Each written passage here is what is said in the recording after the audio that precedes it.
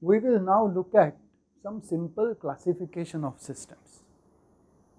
This depends on essentially the type of boundaries that the system has,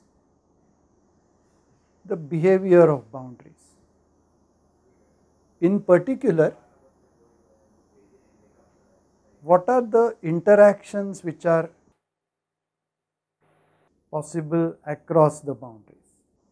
And the main interaction which we can look at for classification is the mass flow.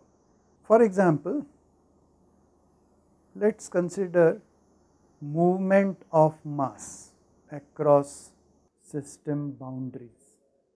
If this is possible, then we call the system an open system.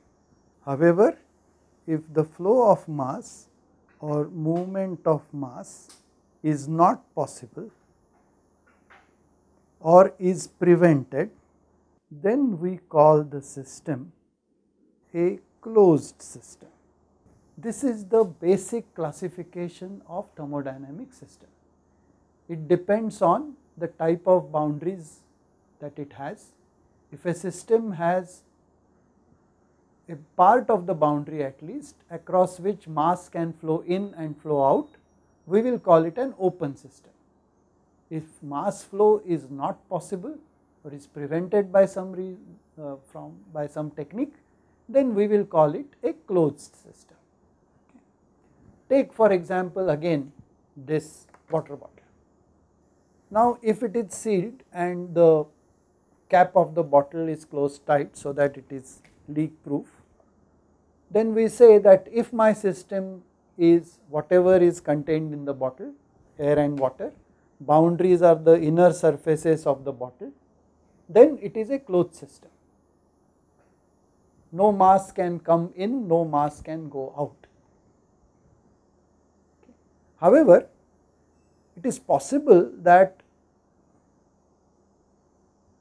the water is cold, my hands are warm, water is at 27 degrees C, my hands are at 36 degrees C, there is a temperature difference, so heat may flow from my hands to the water in the bottle, heating it up.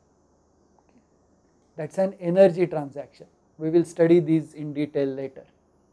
So, although it is a closed system, although mass flow is prevented, it is possible that energy transaction does take place. But it is a closed system because mass cannot come in and go out.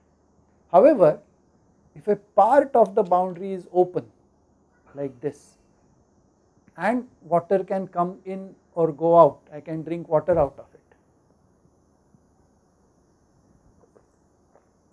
then during that process, and even now the system as defined, but now with this top surface as an imaginary surface, is an open thermodynamic system. You should understand this basic difference between closed thermodynamic systems and open thermodynamic systems, and should remember that energy transfer in any form is possible in either case, whether the system is closed or the system is open. However, it is possible that the boundaries of a system are such that mass flow is prevented and energy flow is also prevented. In such a case, we call the system an isolated system. No energy transactions, no mass exchange.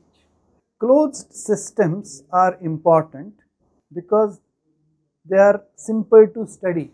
We do not have to worry about mass coming in and going out. Okay.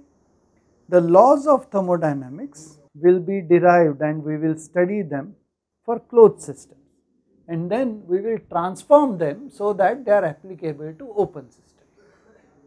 So henceforth, till about maybe halfway or slightly more than halfway through the course, we would essentially be looking at closed thermodynamic systems, and then we will say that look, now we have studied enough of thermodynamics as pertaining to closed systems.